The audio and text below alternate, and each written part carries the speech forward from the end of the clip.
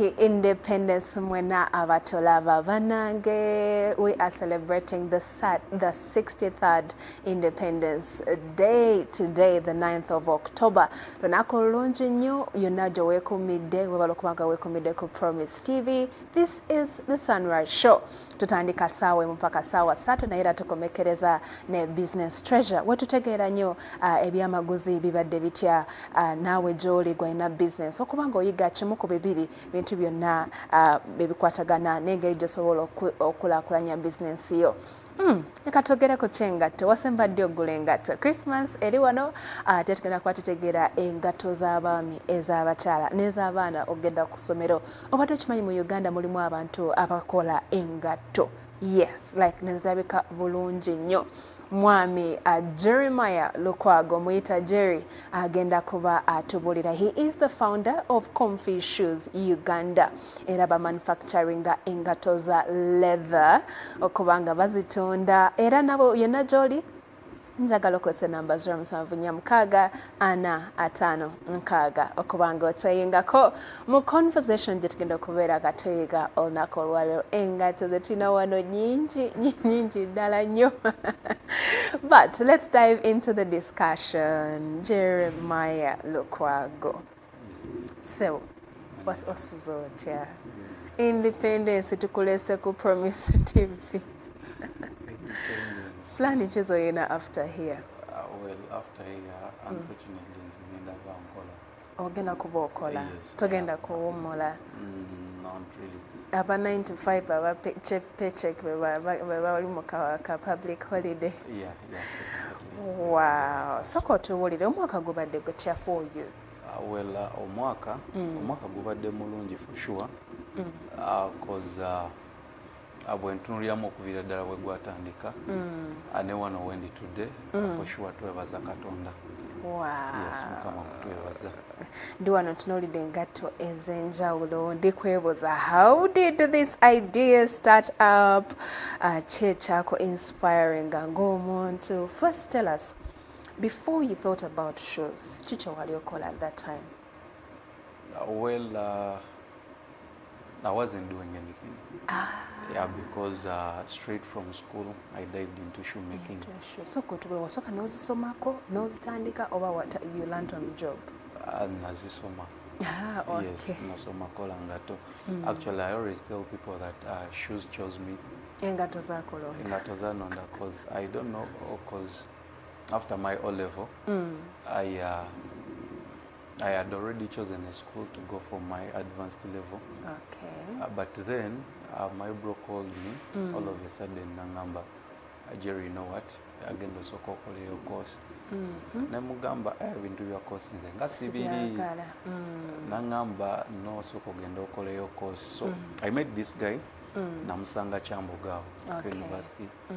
He was a shoemaking tutor. Okay. But he had gone to upgrade. So nemusinkana nampitiramu ku courses ze balinawo.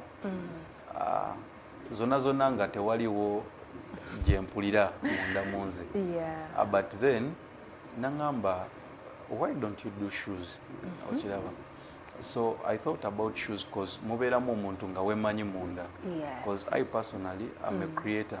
Njagala nnyo designing, bringing things to life. So in all courses that he listed, I looked at shoes and they spoke to me. I felt like I could express myself, you know, like ngankola something, bringing something to life. I love crafting ideas and then bringing them to life. Yeah, that's how I dived into shoemaking. Mwami Lukwago, wakati wano brother agambye nti olina okutandika O-level, is that a course? Wamala n'oddayo oba wa upgradingira mu ngatto? Yeah, definitely ngatto. But I believe oyo yenna atulaba kubanga abantu abasinga bagamba olina kusigala ku main, but I want to, those who are watching us, nga alinayo omwana muganda we, I mean, they can still thrive kasita nga bawadde omuntu skill. That is one of the takeaway kye basobola okuba nga bayiga olunaku olwaleero. Uno otuuse skill ogiyina otandise? Yes. Well, when I ingira into the shoemaking, at first kale kyamazima saabiri for sure, like for the first term nali sibiri bulungi. Course yali for how long? Yeah, 2 years. Okay. Yes, but then Ngatto zokka. Yeah, ngatto zokka. Wow. Yes, nasomera Kavasanda, bana Kavasanda mbatunuddeko nnyo. But then after the first year, atwagenda for internship. I personally went to Jinja in a company called Loyal Small Scale Industries. It is located in Jinja. So when I saw these people, because idea jetwali tuina like cobblers, you know, cobblers all the way through. But then bwetwatandika, when we went for the internship, netutandika okuyiga engeri gye bakolamu engatto. I saw these people, you know, nga batandika ebintu from scratch. Or internship yali ya how long? Internship yali ya 2 months. Okay. Yes, nga bakola engatto from start to finish. It inspired me. Tandikira awo nengwira ddala mu kwana. I said wano teri kudda mabega because ekyo kintu kye kyandingamu ever since. So when I was in internship where I remember kusomero na creating engatto zaali nyingi nnyo because kusomero twali tusoma nnyo closed shoes, you know. Yes. Yeah, twali tukola nnyo open nachi. But me I started because ebikola byaliwo natandika okukola obugatto mu bitengi nenkola boots nga mpanvu nga designinga. So people were like, okay, now this is another breed. Wow. You know? Yeah. Olwotandise olinaako ka kapita akawerawerako oba wagamba kantandikirewo waka nga bwentonda? Okutandika, like that was still when I was still in school. Yes. But then after school, I joined several companies. I worked for several companies. And nenkolako nga mu production. Then from production, nemberako production manager. Okay. Then from that stage, that's when Navani ngamba kantandike Confucius. Yes. Wow. Ogenze ne kati wuno otuuse okoze mu industries ez'enjawulo n'ogamba kantandike ekyange. Did you start gwe wekolera weka oba wagamba kanjinambira under the companies for some long time? Well, I didn't stay for long because when I look at my employment background, I actually worked for 2 years. Okay. My employment, yes. And the companies zembala ziri bbiri zokka zenakolerako. Then afterwards, because like I told you, I'm a creator. So when you're under someone, you can't exercise your rights fully because it is someone's design. Yes. Yakubulia chechokola what to do where and where. So sometimes it limited me. Yes, kati nze ng'omuntu ali enthusiastic nga mpulira I want to craft something, put it out there. Yeah, I wouldn't be put down with those limitations. So nengamba, let me go. Mwami Lukwago, wuno otuuse wekutudde ku company n'ogamba I'm gonna start my own. Kyali kitya at that time? Kye kyali kidduka mu bwongo bwo? Well, kati plans ezaaliwo, waliwo alterations by the way, because me starting, I had ambitions nga njagala sooka genda ku upgrading. I had friends in Turkey. There's an exhibition I went for in Rwanda. Then I met with some guys, so they gave me invitations to go to Turkey. Yeah. Unfortunately, my visa was denied. So omuzanyo ne gukyukamu nga kasente kali kenyonedde mu process kawerako. But then I'm always a guy who never turns back. Yeah, once I head for something, situnula mabega. Yeah, the plans zaali zikyuse, nagamba kantandike. Yes. So I went on and started, but I started as a solo individual. Nga nekolera. Nanzo omuntu, because I'd gone through the processes, so I knew each and every process from start to finish. Uno otandise Jeremiah, wali olinako some money that you had saved up oba wagamba kantandike tujja kulabira mu maaso eyo? Okay, truth be told, I had some money, but I also had bills to pay because I didn't have the monthly income to cover up. So nesanganga zenalin service ate zagenda mu, you know, the bills to clear. But I started because I'd made friends. There's a company, a collar leather. Yes. I reached out to the gentleman. It's called Frank. I talked to him. Nasobola okumpa on a credit, you know, basis. Yes. Nentandikira. So he gave me the raw materials. Then nentandikira. Jeremiah, woba otunuulidde leather, zino leather ez'enjawulo wabeerawo ezibeera duplicate wabeerawo endala eziri original. So woba ogitunuulidde osobola ogamba nti this is original and this is duped by eyes? Yes, I can definitely tell. Though the Chinese have really gone far. They make something, when you look at it, you can't even tell. Unless ngokuteko, you know, newegendereza bulungi. If you're not very keen, osobola okuyita like no something nogiyita nti yaddiba. Nga si yaddiba. Mu industry ya leather sinyangu nnyo okusomozebwa kati kamusinkanye. Okusomozebwa okusingira ddala kwa raw materials. Because we are limited by the raw materials, because some of us, we can even go beyond what we produce right now. Naye wesanganga for the quality raw materials, okay, the materials that are on the market, the suppliers baffe baleeta ebintu ebitambula, you know, buli omu kyakola, and standing out you have to be unique. So you definitely need to look for things that are not everywhere. Ate wesanga ku Ugandan market tebiriiko, so you definitely have to import. Ate sometimes bibeera expensive. Misolo nebisigadde. Wow, what is your most favorite shoe, Jokola? Is it for the kids, schools, or the gents gentle shoe? Eriwanga oba koze order kunyumira. Okay, Kati, I personally, like I told you, I'm a creator, so I love it when I create something, I craft it, and then I look at it, I'm like, wow. But as a company, Comfy Shoes, we major so much in the go back to school shoes. Okay. Yeah, the single to Kolera. Wow. Yeah, but even the formal shoes, the gentles, I love them very much. Otubanga oli wakola ngatto tugambe ya school shoes njagala osoko jijjawo tukirabe bulungi. Nzijewo. How long do you think this will take you to make? Well, this one can roughly take like kubanga ne solo ndabira ddala nti y'omukwafu. Wow. Well, this one can take like 4 hours. 4 hours consistent. Tosituse togenze wa? Yeah, tokoze echi 4 hours. Obojikola. Kati eno size che y'omwana? This is size 28. Then abiranga mu class ki? Baby, middle, top. No, baby, top class. Top class, middle. Yeah, baba jambala. Wow. Katulabeko eno eya brown gender biko eno. Sikateno ya mchala ya mwami. Eno ya mwami. It's a formal shoe, office wear. Okay. So check single kuta leather in terms of its durability. In terms of durability, leather ono, like ngabola abantu bamujjako skin ya animal, so aba yetaaga okufiibwako, like polishing, you know. Some people bagula engato naye nga tagipolishinga. Kati ekyo kigireetera okubeera nga teri lively.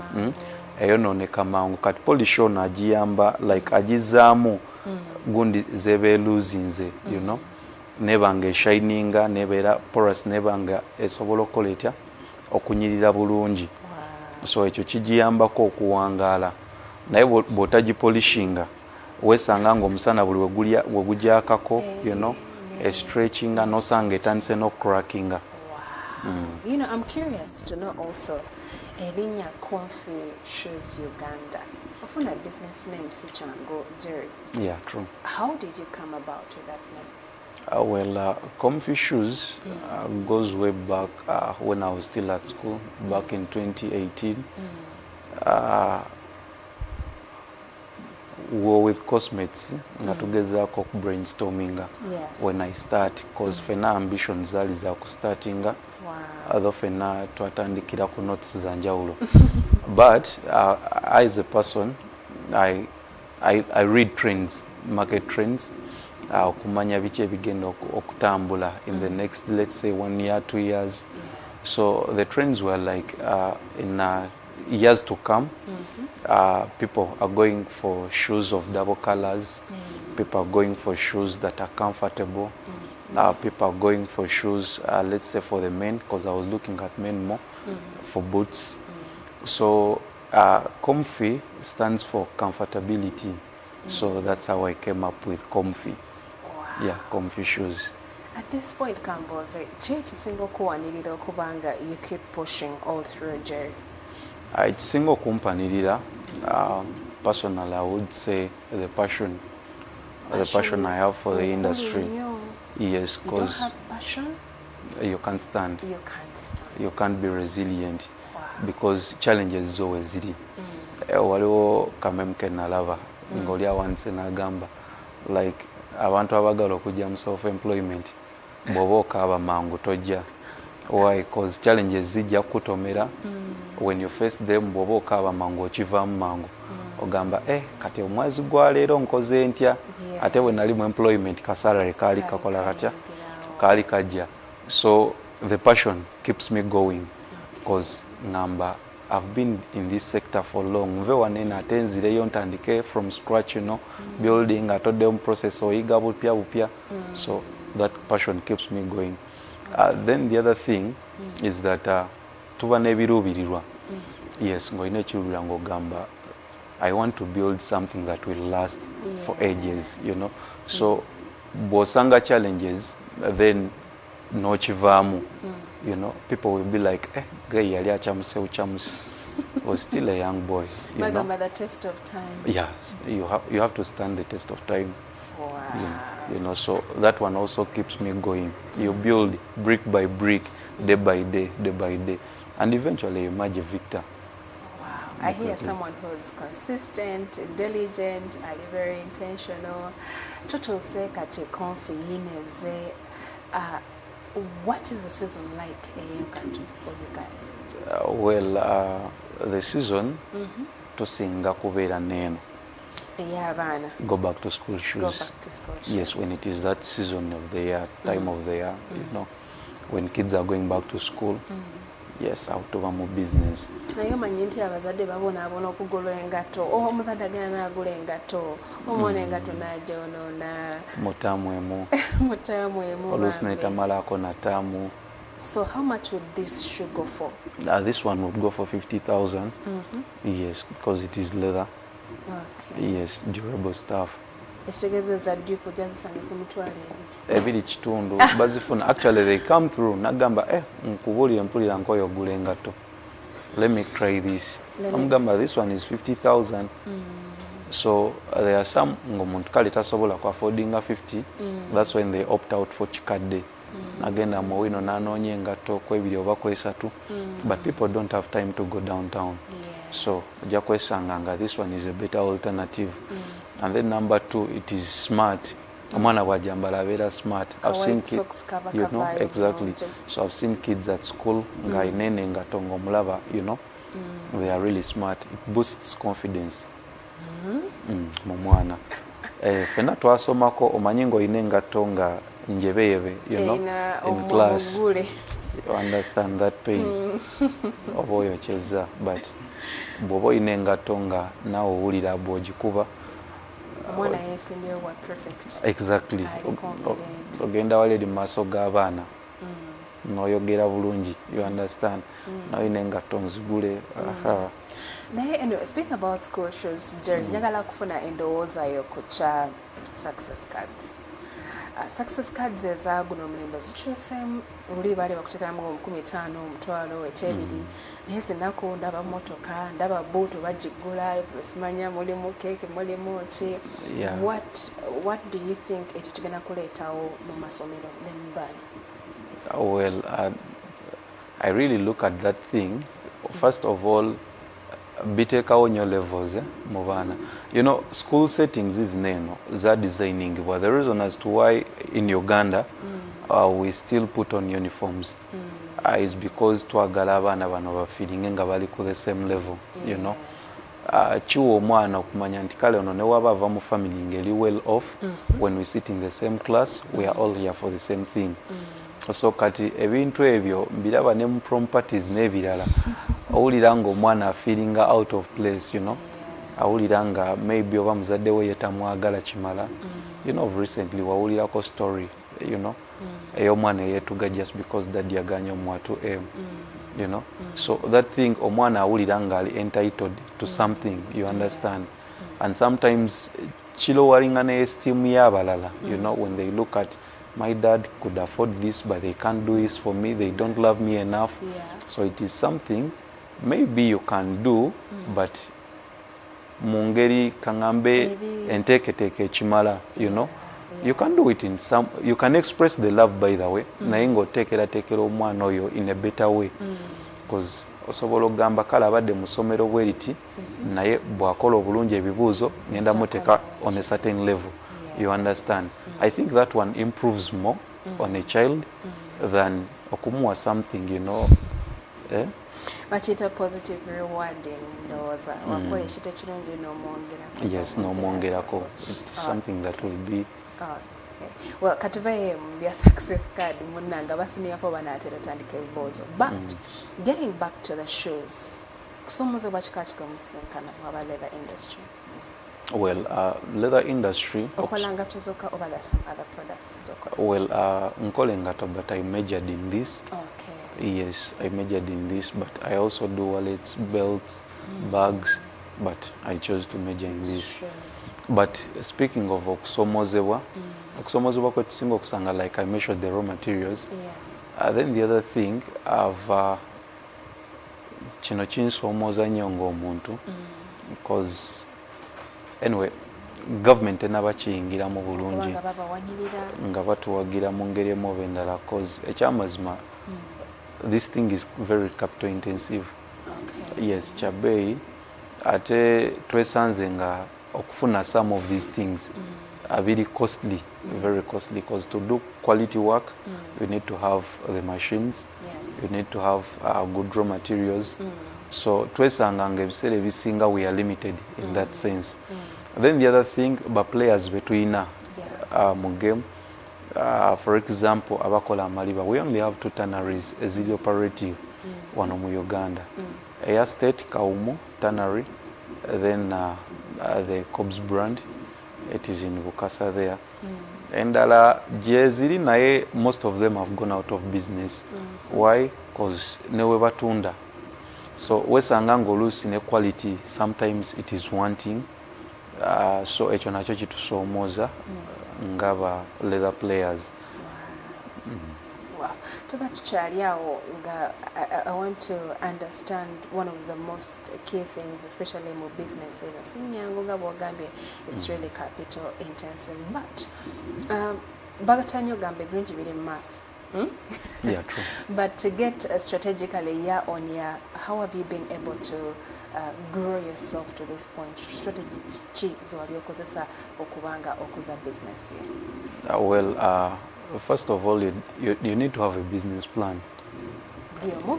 Business owner yetaga okuba alina business plan. Yes, you definitely have to have a business plan. Well, sigamba nti oba ogenda covering a business plan wotandikira, but exactly nomanya nti after this stage, when I get to this stage mbanzizaako kino, when I get to this stage mbanzizaako kino, because most companies, waliwo companies is going out of business naye nga ne capital baali bamuyina, you know, but maybe nga tebakola research amala. There are companies you find nga balina a lot of machinery naye nga bitudde awo tebalina kye babikozesa, baagula buguzi, you know. Somebody namugamba nti eno machine ekola bweti ne bweti gireete, eno ekola bweti ne bweti gireete, newesanga atuuziza ssente mu bintu ebitakola. So you need to have a business plan. Then nekirala ndowooza focus should be laid ku marketing strategies. Marketing strategy, navigating. Exactly. Oyingidde otya akatale. Because producing shoes, you know, when you have the skill, that is going to die with you. You produce the shoes, but tozikola zibeere awo ozirabeko. You need to get them out there. So kati engeri gy'ozimarketinga okutambula ziveewo, that is also very crucial, because tulina muka competition, you know, imports from China, you know, cheap products than ours. They are not long lasting, but they are cheap, you understand. Bya mangu mangu. So kati twesanze nga ka competition ako katuvuga speed, you understand. So but then regardless, because the market is there, when you look at the statistics reports, the market is there. Because nowadays nsoma index report, index box, nga balaga nti imports ziri mu 21 million pairs. So that is a huge number. Yes. You know. So kati 21 million pairs wano mu Uganda to producing ameka. So wesanganga omuntu, even if it is one person, asobola okubeera with more than 1 or 2 pairs. Yes. You understand? Yes. So the market is readily available. But how do you get it to the final consumer? That is a very big question everyone needs to answer. How do you get it to the final Yes, consumer? You don't make them to sit with you. Lukwago Jeremiah from Comfy Shoes. Well, obanga wakatoyingako twogera ku business yengato n'engeri gy'osobola okuba ng'ogitambuzaamu lekusomoze wakikati kw'osobola okuba ng'osinkana nabiki by'osobola okuba ng'oyiga. Nsaba okozesa ennamba 074645 okuba ng'osindika ekibuuzo kyonna ky'olina naye kati kansome ebibuuzo ebiriwo. Well, Jeremiah onabuuza agamba, if I am to start, how much do I need to have? Well, very many people ask that question, but it depends. Yes, it depends. Number one, okwebuuza ebibuuzo bino. What is your target audience? Naye nga tonana kutuka ku target audience kyenyingiramu n'akyagala. Yes, exactly. But then bw'aba abuuziza maybe akyagala kati olaba target audience eyo ekuwa nnyo cause bw'ogamba nti venturing into school shoes bye weetaaga byawukana ku agenda venturing into sneakers cause olaba ate sneakers zirina stiff competition. Yeah, from brands that are existing, you know, cause omuntu ojja kukola sneaker ogiteekaawo waliwo eya Adidas, you know, kati ojja kwesanga nga jagenda neya Nike. Yeah, they are brands that are already existing. So ziriko stiff competition, but nevertheless omuntu bw'abanga kyalonzeewo. Yeah, so osobola okuventuring into that. But how much do you need? The amount is not specific. Naye waliwo ebintu ebiri basic by'olina okubeera nabyo. For example, you need to have molds, what we call lasts. Wano ku Ugandan market, mold, depending on chikyekola, as I go back to school shoes or just sang at 50,000 as a sample. But mold to the last, kati bwe tuba tukole neto muno munda mubeeramu ekintu like it is a representation of a human foot. Yes, it is a mold or a last. It is a representation of a human foot. Nti ebeerako ne size, nti it is size 8 or size 5 or size this. So mold eyo, what I do, nteekako leather, then I pull it to those walls. Kwendegera. So mold eyo ntuuka nenjijjamu, then shoe nesigalawo. Oba okiraba. So you definitely need the molds. Kati for example, bw'oba ogenda mu school shoes, ojja funa each at 50,000 and you need each for every size. Oba okiraba. Kati ne sajja ojja gifuna at 70,000 depending on where you've bought. The mold only. Mold. Kati ojja kwetaaga buli size. So bw'oba ogenda kukola from sizes, let's say size 40, ojja kwetaaga ya 40, 41, 42, 43. So you go on multiplying, and if you are to produce in big quantities, ojja kwesanga nga weetaaga the same size, nga weetaaga molds at least pairs nga 5 oba 10, depending on the numbers you want to produce in a day. Oba okiraba. So bw'oba ovudde awo weetaaga machinery. The machines bw'ogenda mu town kisinzirawo oba oguze. Ojja kuzifuna brand new at 2.5, the stitching machines ezitunga n'amaliba waliyo ezengato at 2.5, 3, 1.5 depending on where you've bought. Ekitegeeza abalewo obukadde nga 5. Obukadde nga 5, 6, 7 because olina okuteekako ne location, branding n'ebirala. Exactly. Katudde ku kibuuzo ekiddako Mwami Lukwago. Onaabuuza how much was the course learning fee? Well, the course learning fee actually kati nze ndabika sikyajjukira naye osomesa Yes, I teach. Ekitegeeza aba asobola okuva eri gy'ali Exactly. Kati Yes. okusomesa kuba kutwala bbanga ki? Okusomesa kisinziira ku muyizi, waliyo ba first learners, then ne mubeeramu n'aba, you know. Yes, then mubeeramu n'abali specific. I want to learn this specifically, so nakyo kikyukakyuka. Yes, naye kati bw'oba ogenda gibuildinga from scratch, kati nganze I designing engato, I stitch, I know how to last, I know how to sew, I know how to do finishing. Definitely ntinze engato ngikola yonna from scratch.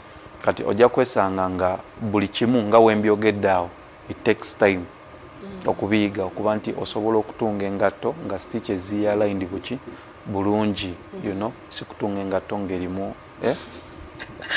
straight line. Exactly. So buli kimu nga bwenkyogedde awo kitwala ki obudde, ate buli kimu kibeerako kaŋŋambe nti kati for example person atunga ateekwa okuba nga amanyi okurepairinga stitching machine, because ojjaba okyatunga breaking it down, ate otadde mu kkubira makanika wesanga something. No.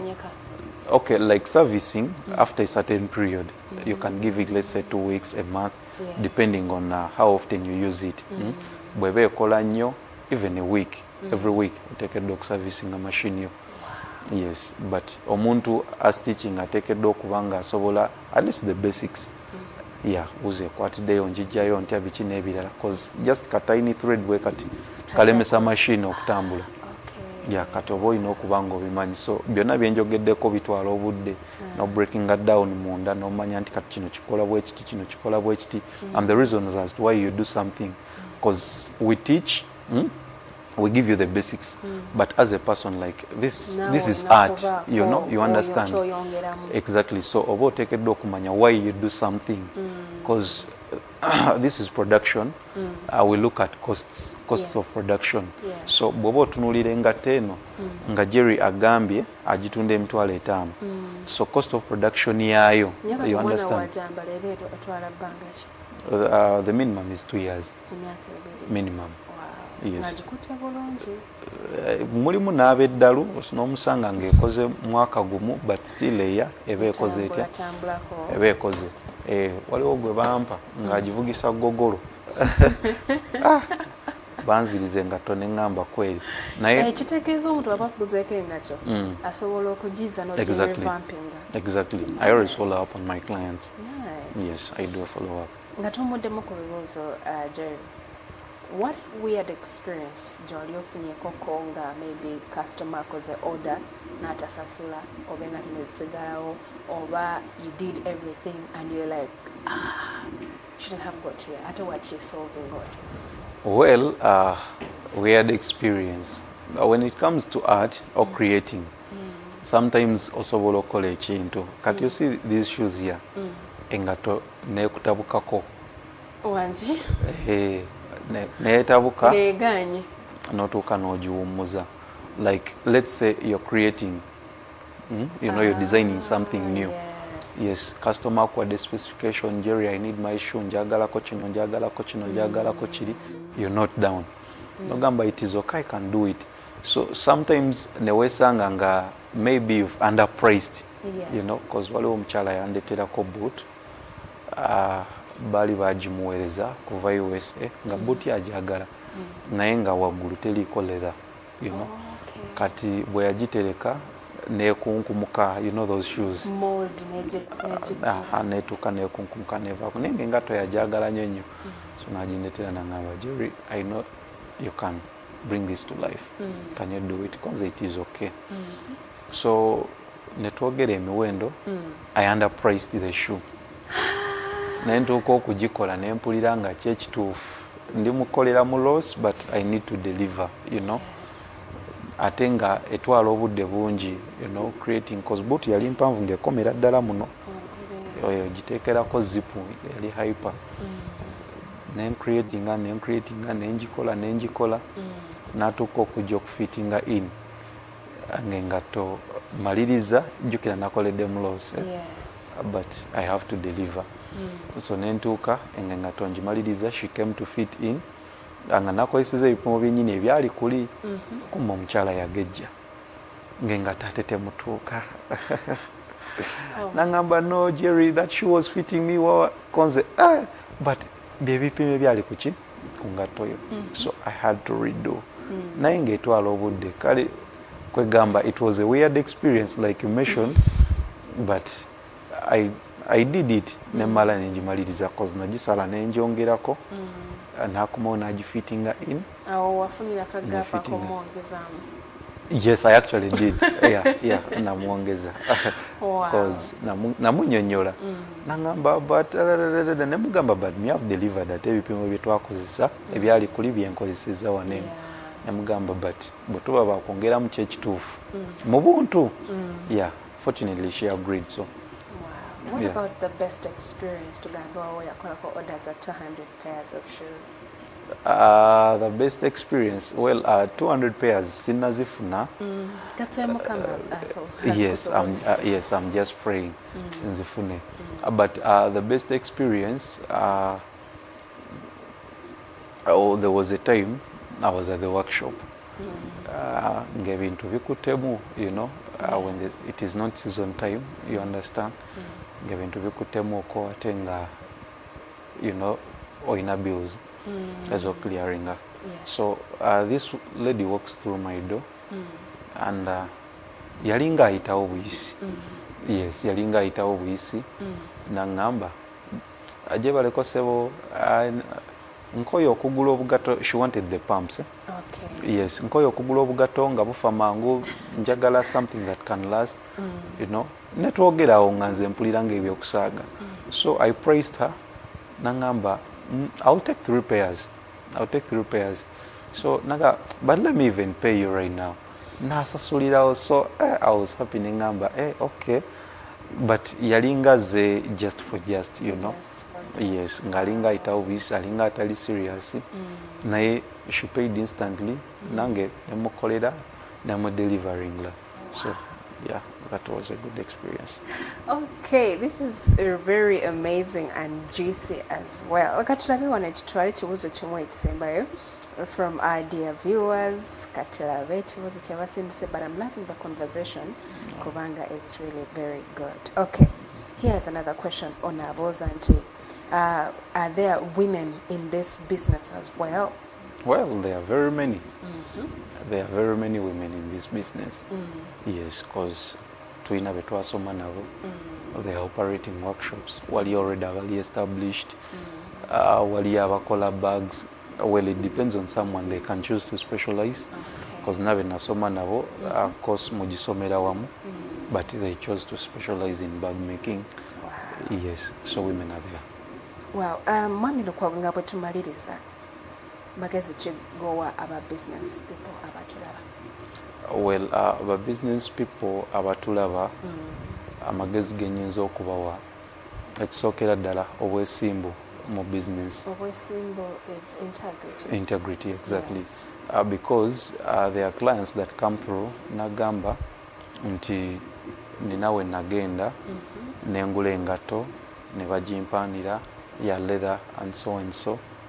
Naye nga agirese, you know, naye nga gwe nga abimanyi n'ogitunira n'omugamba this wasn't leather, you know, nga just bakola umanyi some clients they don't know bambi they can't differentiate leather. By the way, abantu abasinga bw'oteeka wano something that is not leather and leather, there are clients that would opt out for something that is not leather nga bo balowooza maliba nagamba no, me I want this one. Exactly. So challenge yetu gifacinga nnyo obirabira ku maaso ya osobola okubiraba but mulimu byotasobola kulaba because tulina ne leather shining. Okay. Yes, tulina ne leather shining. Unfortunately I didn't carry a sample. Naye nga waali naye nga afaananira ddala ali ku market ate atali leather. So it takes someone I know obukugu asobola okwawula nagamba this is leather, this is not. But business advice obwesimbu kintu kikulu.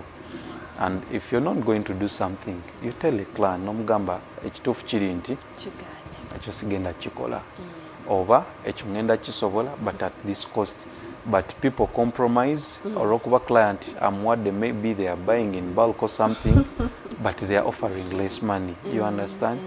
Omulimu ogwetaaga nogamba you bring that money. So that money egenda compromising raw materials zono omuntu zagenda okukozesa because naye aba alina okufunako, it is business. Yes. So integrity omuntu omugamba kyekituufu sente zo offeringa it is money, yes, but tugenda compromising raw materials, at least n'omukolera sample n'agitunuulira then nagamba it is okay, let's do it, or no, kanyongere ku sente, I get something better. Yes. Wow, you know, Jerry, tuze at the end of today's show. Naye yogedde ku bintu bingi twandisobodde kuba nga tuyiga elsewhere, especially honoring the invitation to come. Number 2, kubanga osomesa zino engatto n'okuzitegeera tutya. I have my neighbor's child yabadde ayambala Crocs ne bamugoba. Abadde atudde now for a week, so nina kutegeera size ye. Then tubeko kye tumukolera abantu mwana abire nga tamusinga school. Exactly. I'll get in touch with you, but I want to say thank you right here on the business treasure n'abatulaba bonna, and also mwabadde mwekumidde nga mulaba this show from the start to the very end. Kansubire oyize bingi. You know, Mwami Lukwago tugambe obwesimbo, right? Jerry Lukwago Jackson says that all the way from Confucius, Uganda. Era mwana watuno wakisikuerekereza right here and right now. But I want to send big shout outs to you, Uncle Mark okubanga yasobola okuleetera eno show, as well as Vincent Okiri Odipio. bagenda kumpisa mwegali, but it's Mark Okiring and Vincent Odipio. Vincent yabadde adduka wano naga ka sound kabulamu, camera lighting na buli kimu. Uncle Mark nga yakuleetedde ebifaananyi n'aswitchinga. Yeah, you need to know this guy. Sooner or later you'll get to know who they are. Wakisikuerekereza here. Coming up is the kindergarten. Happy Independence to you. Make the best of it. See you tomorrow. Bye-bye.